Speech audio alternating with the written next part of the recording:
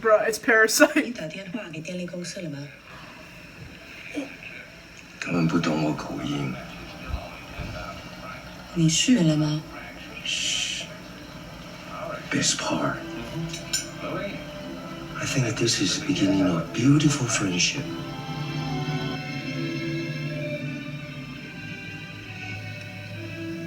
好了，明天我来打。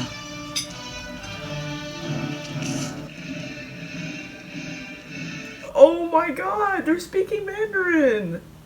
This right here is a moment that I knew the half of it is hands down one of the best coming-of-age movies I've ever seen. In the first 10 minutes, when I saw the dynamic between the protagonist, Ellie Chu, sitting with her widowed father, watching Casablanca, I saw myself. Originally, I was going to do a film reaction to this movie, but throughout watching this film, it felt so personal that I couldn't do it. Growing up as basically one of the only Chinese girls in my very white school, as I mentioned in my previous video, I often turned to the cinema to feel a sense of place, if you will. I grew up watching rom-coms, classic cinema, Casablanca, Wim Wenders, Chaplin, you name it, I probably saw it. Because through those characters, my ethnicity never mattered, and it was so lonely to live in a place where I looked like nobody else. The cinema made me feel like I could connect to someone or something. Let's play the scene back and really take a look at what's happening here.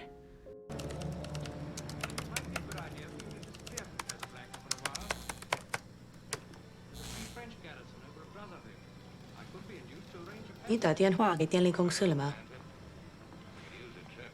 他们不懂我口音。你去了吗？ The two of them, for a single moment, lose themselves in the world of Casablanca. Because when they watch movies, none of these problems exist. They can be as they are.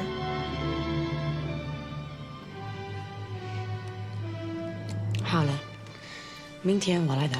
In only 6 lines, we see the entire dynamic of Ellie and her father for the whole entire movie. Not only are they both outsiders in this small town, they both feel really trapped by the bills. The nearest Chinese supermarket is 3 hours away by bike, and her father has given up on his dreams of becoming an engineer despite having a PhD from China in engineering after constantly being discouraged due to his lack of ability to speak quote-unquote good English. In the film, Ellie is a school nerd, and she's asked by Paul, a thick-headed football player, for help writing a love letter for the beautiful Aster, who's like a popular girl.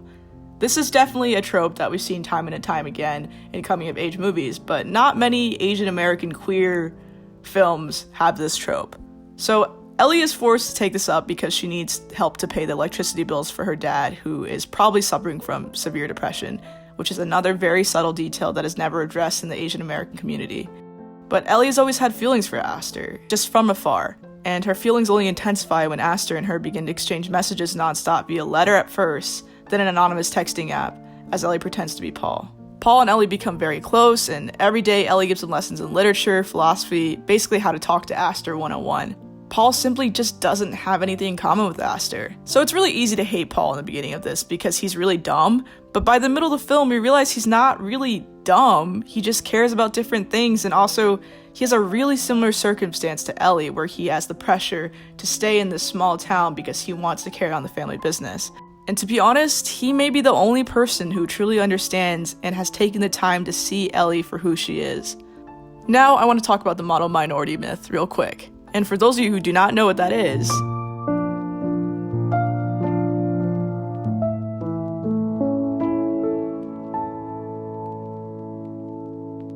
Ellie is a character that falls under this completely in the beginning of the film. She's the nerdy Asian girl who writes everybody's essays and is made fun of by the popular kids. I mean, she's brilliant and everybody knows it, but settles for the role of being the dutiful Chinese daughter who takes care of her dad.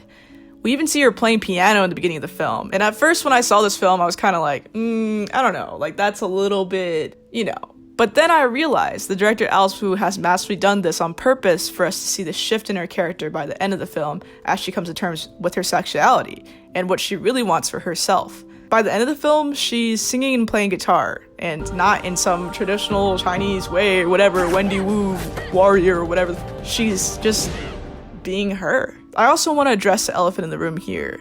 A queer Asian American rom-com? Yeah, that's basically hardly ever represented in mainstream media, if at all in any media. The most well-known queer Chinese films are probably Chen Ke-ge's Farewell My Concubine, and Wong Kar-wai's Happy Together, and of course, Alice Wu's debut feature, Saving Face. All of these films were very revolutionary for their time, and they are also all considered very taboo within Asian culture.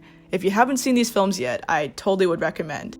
The main difference with this film is it's a queer film for young Asian Americans, and that's a whole different experience and story than someone who comes from Asia or someone who's older and Asian American.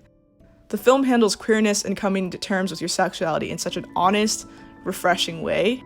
Instead of telling us everything we need to know, the film utilizes silence and visuals to show us what we need to know about Ellie and how she feels.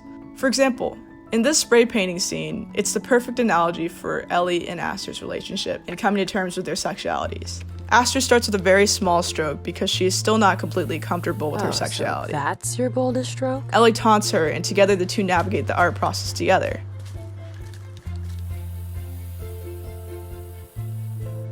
I'm into the slow build. What was that? Decisiveness. But please, take all the time you need to be bold. This bold enough for you? And thus was abstract art born.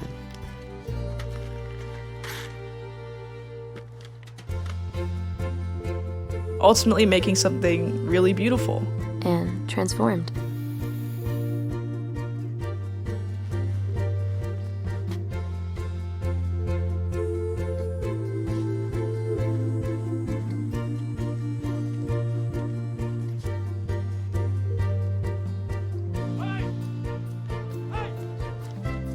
But then a man comes out of nowhere and chases him off, and eventually everything is covered up. Or not. Everything beautiful is ruined eventually. Not to literally get existential here, but this may seem sad in the context of the scene, but in reality, it's actually quite beautiful, and it sums up the whole entire film, and really life itself. From having to move on with your life to having to live far away from your parents and family, having to say goodbye to your best friend or your first love, these are all universal experiences, and all of these experiences will eventually be ruined and inherently meaningless, because life itself is meaningless. But this should not be sad. In fact, it's completely the opposite.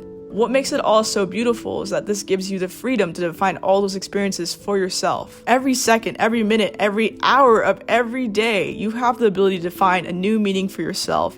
And in all these little things, you have the ability to find a new reason to live every single day. And if that isn't beautiful, I don't know what is. The half of it is a coming-of-age Asian American story I never got growing up. From braised pork over rice being Ellie's favorite dish to dad making extra dumplings for Ellie on her final journey to college, these tiny cultural details made me tear up so much because I had never seen them in media before like that. Ellie's insecurities as an Asian American are so subtle, from her putting on an extra defensive or tough demeanor to protect herself or from being labeled as submissive due to racist stereotypes, to her being very stoic during very emotional moments because she has been taught her whole entire life to basically hide her emotions or she'll lose face. These are things that are so subtle. Alice Wu's attention to detail of what an Asian American goes through during high school is just incredibly vulnerable. And even though I wish I was able to watch a film like this when I was in high school, I'm so thankful that Asian Americans who are in high school now will have a piece of media that they can turn to and hold close to their heart when they feel isolated. They'll have a movie that will really see them for who they are. And like I said in my last video, everybody deserves that. And to any other Asian American filmmakers who are striving to tell very honest and truthful, vulnerable stories like this, as Casablanca says best, here's looking at you, kid. Do better for yourself. Do better for yourself. Do better for yourself. Do better for yourself. Do better for yourself. Do better for yourself.